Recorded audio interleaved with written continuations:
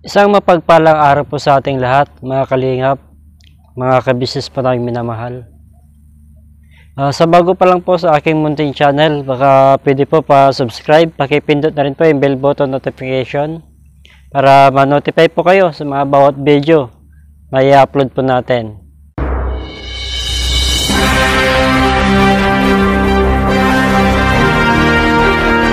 So mga kalingap, paki-support po, paki-subscribe po ang channel ni Kalingap Turak. Maraming salamat po sa inyong lahat. So ayan po mga kabayan, huwag po natin kalimutan ang Kalingap Turak. Please bisitahan at supportan po natin yung kanyang channel. Mga kabisnes naming minamahal, makikisuyo po kami. Naglalambing po kami sa inyo. Kung maaari po sana ay pakisuportahan natin Kalingap Turak! Kalingap Turak! Alright? Alright! Bira! Bira! Ganoon din po, pakisuportan din po natin sila Kabisnes Official, Papa Dins TV, Kabisnes Family. At sila Bal Santos Matubang, atin na vlog Kalingap Rab. Ngayong araw po na ito ay gagawin po natin isang reaction video patungkol po dito sa klabong sa kasalang naganap daw di umano ni Clarissa at saka nitong si Bong. Naayon nga po dito sa live ni Clarissa ay kinasal na daw sila. At yun nga, pinakita din ni Bong yung kanilang wedding ring sa live mismo ni Clarissa. At doon nga po sa kanyang mga tagasunod ni Clarissa ay binati sila dito na congratulations daw kasi kinasal na daw si Clarissa at itong si Bong. Ito po mga kalingap, mga kabisnes po namin minamahal. Pakinggan po natin yung sinabi po ni Clarissa sa kanyang live.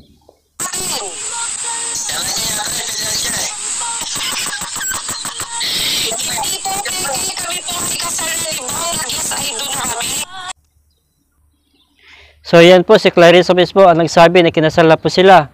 Baka sabihin na naman po ng mga taga-suporta or supporter nitong ni Clarissa na ito na tambaluslos na nag-iimbento kami ng salita. Hindi po kami nag-iimbento ng salita. Gumagawa po kami ng reaction ayon po sa mga sinasabi lang po niya. Na kinasal na daw po sila. So, pero nag-research po ako sa Google. Tinignan ko kung pwede ba ikasal yung dalawang tao na nagmamahalan through online. Ito po ang sinabi po ng Google. Sa family code na ang isa sa requirements upang magkaroon ng bisa ang isang kasalan ay ang pagkakaroon ng isang marriage ceremony kung saan haharap ang mga ikakasal sa solemnizing officer, katulad ng pari, mayor, o huwes. Sa nasabing seremonya nila idedeklara, sa harap ng hindi bababa sa dalawang saksi, ang pagtanggap nila sa isa't isa bilang mag-asawa. Base sa nabanggit, malinaw na hindi magkakaroon ng bisa ang isang kasalan kung hindi ito isasagawa ng personal o aktwal na pagharap sa magkakasalang nakasaad sa batas, kaya hindi maaring idaos ang kasalan sa pamamagitan ng mga makabagong apps ngayon katulad ng Zoom na ginagamit para sa mga online meetings. Maaring gawin na ang mga malalapit na kaibigan at kamag-anak na lamang ninyo ang manood ng kasal nyo online. Ngunit kayong dalawang ikakasal at ang mga magiging saksi ninyo ay kailangang personal na humarap sa magkakasal sa inyo. Mahirap talagang magdaos ng mga pagtitipon ngayon, ngunit hindi basta-basta ang requirement na hinihingi ng batas para magkaroon ng bisa ang isang kasal. Kung sakaling isagawa online ang isang kasal at walang naging personal na pagharap sa solemnizing officer, ay siguradong walang bisa ito at pagmumulan pa ng iba't ibang legal na issue at problema.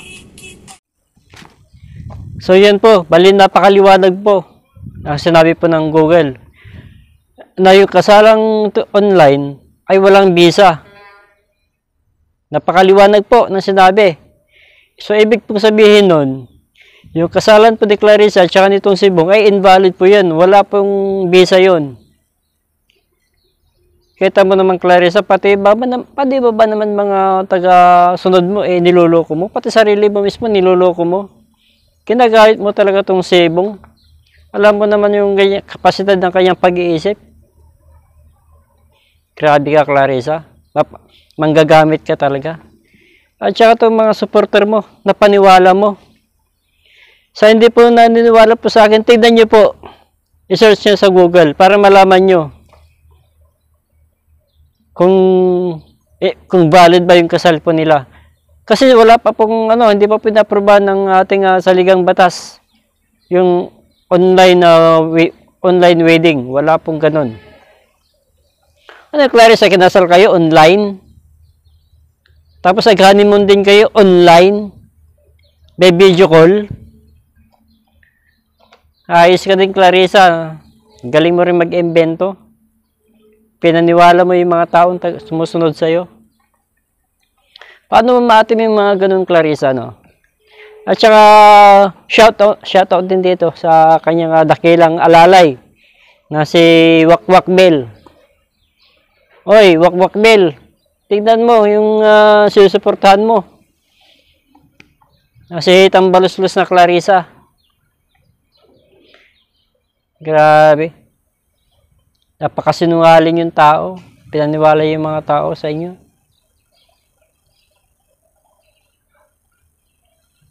Huwag mong sabihin sinungaling ako. Sinungaling kami na reaktor.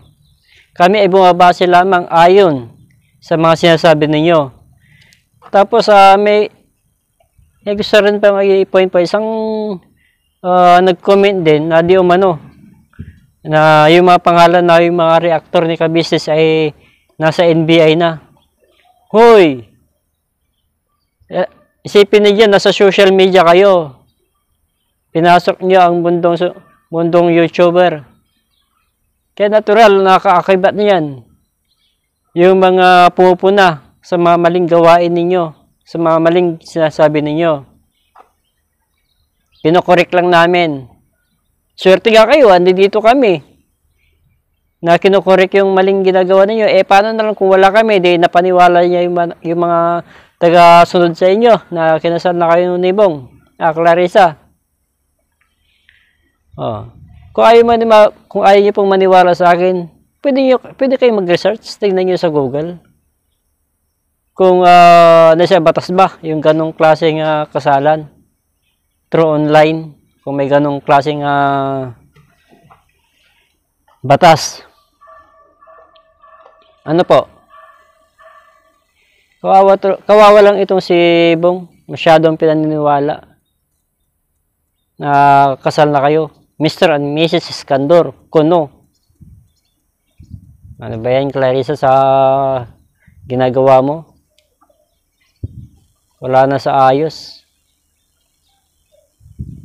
Kala ko ba matalino ka, Clarissa?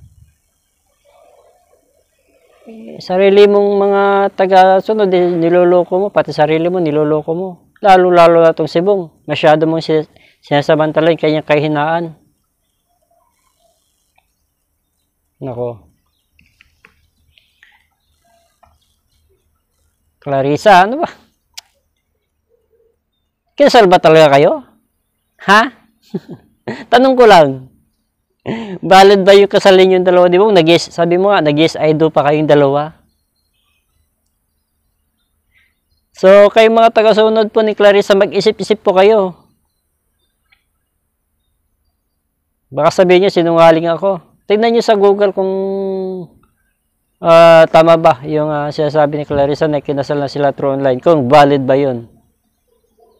Paano ikakasal yung... Isipin mo na lang, ikakasal yung isang tao, nasa Pilipinas yung isa, nasa ibang bansa rin yung isa. Kinasal through online. Nako.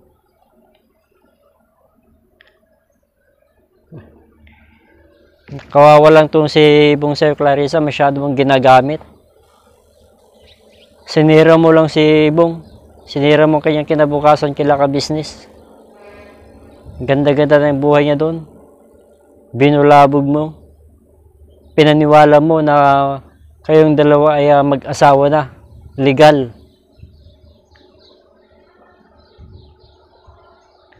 Tapos yun na mayayari. Gusto ba?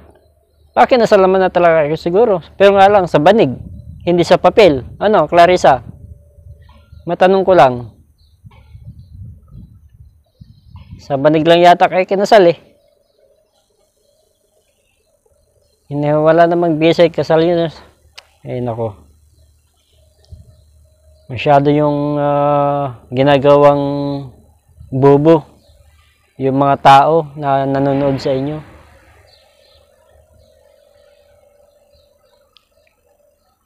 Kaya ba talaga, Clarissa, yung pag-uugali mo?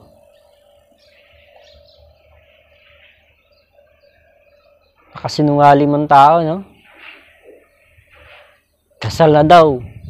Nag-yes, I do. Kinasal sa online. Pero wala nang batas na nakapiling ikasal. Ng ganon. Kawawa. So hanggang dito na lamang po ang aking reaction video patungkol po dito kay Clarissa Tambaloslos at saka sa kanyang dakilang alalay na si Bill Wakwak. So ingat po tayo lagi and God bless po. Bye bye po.